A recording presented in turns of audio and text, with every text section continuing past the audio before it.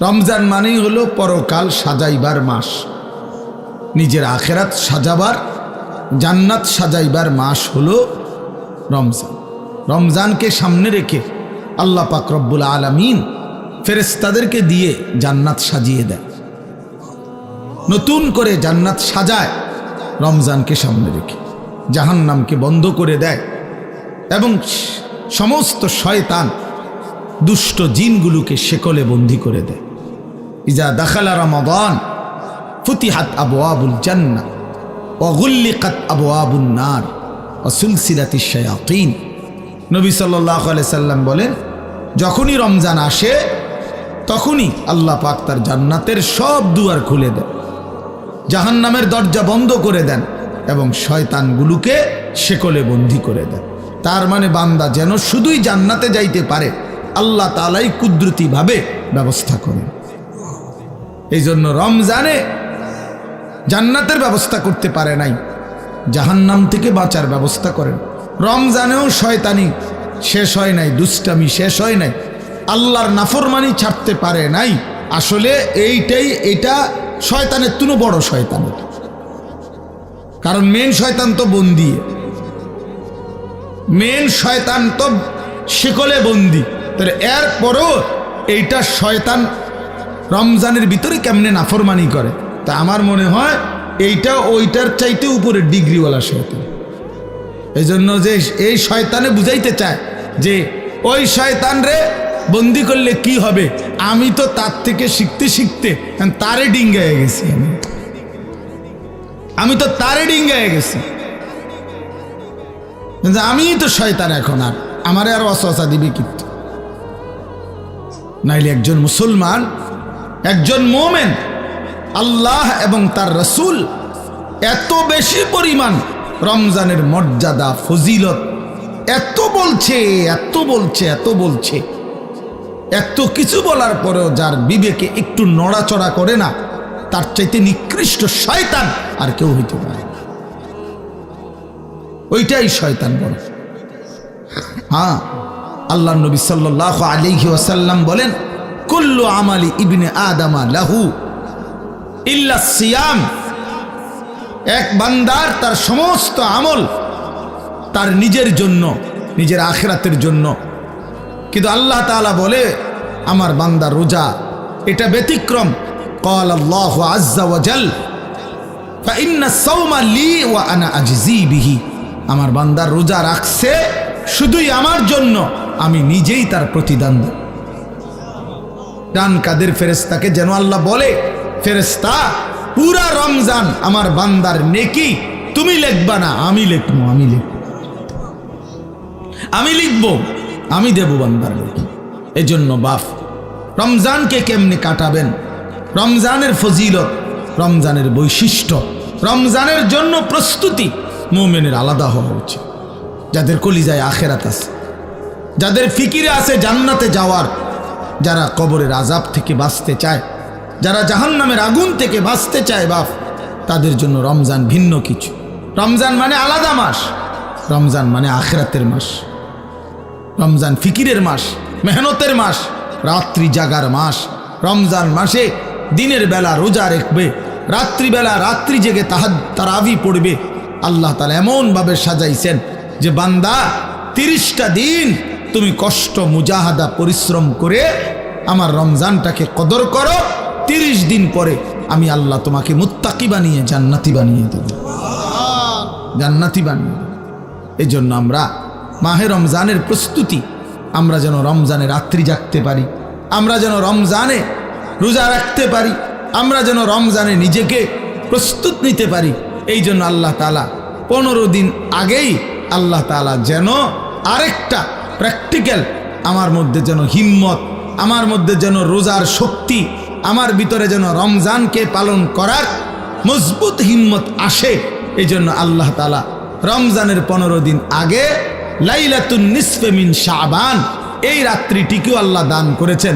বলছেন বান্দা শবে বরাত নামের এই লাইলাতুন নিসফে মিন শাবান এই রাত্রিটিতে সারা রাত আল্লাহর বন্দিগিতে জেগে থাকো, পরের দিন রোজা রাখো, এই হিম্মত নিয়া রমজানের মধ্যে আগে বাড়ো। আগে বাড়ো, এটা একটা প্রস্তুতি নাও, এটা একটা প্রশিক্ষণ নাও, প্রশিক্ষণ। সেই রাত্রিটাও আগামীকাল আমাদের সামনে, শবে বরাত, লাইলাতুন নিসফে মিন শাবান, অত্যন্ত মহিমান্বিত মর্যাদাপূর্ণ একটি রাত শবে বরাত, যেটা আমরা শব্দটা তো জানি, কিন্তু আমরা যথাযথ বন্দিগি করতে জানি না। শবে বরাত এটা আল্লাহ তাআলা আমাদের প্রিয় নবী সাল্লাল্লাহু আলাইহি ওয়াসাল্লামের মাধ্যমে আল্লাহ তাআলা আমাদের জন্য দান করেছেন। হাদিসের মধ্যে আছে হযরত মুআজ ইবনে জাবাল রাদিয়াল্লাহু তাআলা আনহু, সহিহ ইবনে হিব্বান সহ কিতাবেও আছে, এবং মুহাদ্দিসিনে কেরামের বিশ্লেষণে, সব ঘরানার মুহাদ্দিসিন ওনাদের বিশ্লেষণে এই হাদিসটি সহিহ হাদিস। হযরত মুআজ ইবনে জাবাল থেকে বর্ণিত, তিনি বলেন আল্লাহর নবী সাল্লাল্লাহু আলাইহি ওয়াসাল্লাম বলেছেন, ইয়াত্তালিউল্লাহু তাআলা ইলা খালকিহি ফি লাইলাতিন নিসফি মিন শাবান ফায়াগফিরু লিজামিই খালকিহি ইল্লা লিমুশরিকিন আও মুশাহিন।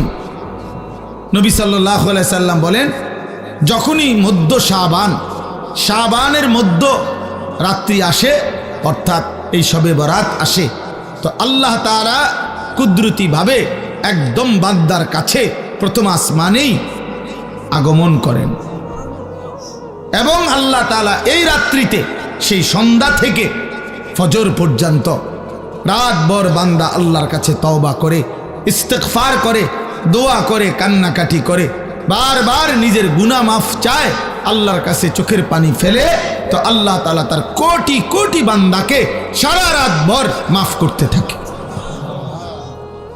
ইল্লা লিমুশরিকিন আও মুশাহিন, কিন্তু কোনো মুশরিককে, শিরিককারীকে মাফ করে না, কোনো হিংসুক বিদ্বেষকারীকে আল্লাহ মাফ করে না। তাইলে প্রিয় ভাই বাবা, আপনাদের জন্য এটা গুরুত্বপূর্ণ, এটা বোঝা উচিত। খুব ব্যাখ্যা আমি করতে চাই না, ছোট্টভাবে প্রথম এই শবে বরাতের কথাটা এটা বলতে চাই যে শবে বরাত এটা ফার্সি শব্দ, সব অর্থ রাত, বারাত অর্থ মুক্তি, মুক্তির রাত। এই রাত্রে যেহেতু আল্লাহ তাআলা গুনাহ মাফ করে জাহান্নাম থেকে মুক্তি দেয়, এজন্য এটাকে শবে বরাত আমাদের এই হিন্দুস্তান, এই উপমহাদেশে এটাকে বলে। আর হাদিসের ভাষায় লাইলাতুন নিসফে মিন শাবান, শাবান মাসের অর্ধরাত, মধ্যরাত, মানে মাঝামাঝি অবস্থানে। এইটা আগামীকাল সন্ধ্যায়, অর্থাৎ আরবি চাঁদের কারণে চাঁদের হিসাবে দিন শুরু হয় একটা পূর্ণাঙ্গ সন্ধ্যা থেকে। ইংরেজিতে যেমন রাত্র 12টার পরে AM শুরু হয়, মানে দিন শুরু হয় পরের দিনের, কিন্তু আপনার আরবিতে সন্ধ্যা থেকে শুরু হয়। সূর্য ডুবলেই নতুন দিন শুরু হয়, নতুন তারিখ শুরু হয়। তো আগামীকাল, আজকে তো সন্ধ্যা থেকে 14 তারিখ, তা আগামীকাল যখন সূর্য ডুববে তখনই 15 তারিখ, তখনই 15 তারিখ। তো এই পরের দিনের সূর্য ডুবা পর্যন্ত এই 15 তারিখ, এটাই লাইলাতুন নিসফে মিন শাবান, এটাই শবে বরাত।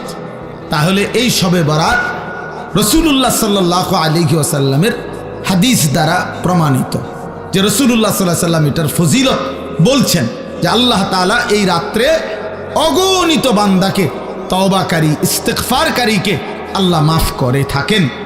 অতএব এটা প্রমাণিত। এখন প্রশ্ন হইল, আমাদের করণীয় কি? আমি সংক্ষেপে শুধু এটা শেষ করতে চাই। আমাদের করণীয় কি?